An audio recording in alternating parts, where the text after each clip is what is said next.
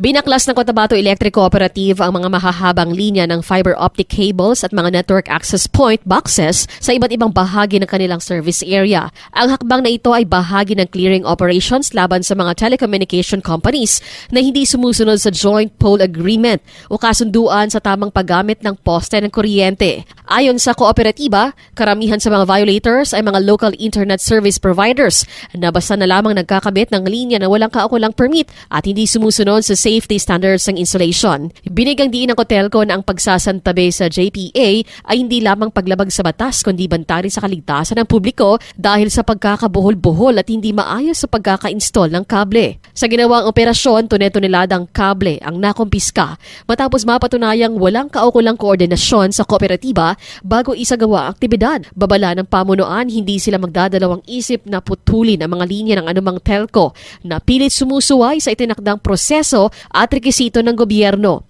Dahil dito, inaasahang maraming subscribers sa makakaranas sa pagkawala ng internet connection sa lungsod at mga karatig bayan.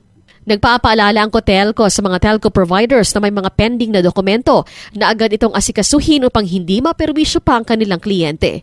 Tiniyak din ng kooperatiba na magpapatuloy ang kanilang inspeksyon hanggang sa malinis at maging compliant ang lahat ng mga nakakabit na kable sa kanilang pasilidad. Cherry May Tapia, NDBC Bida Balita.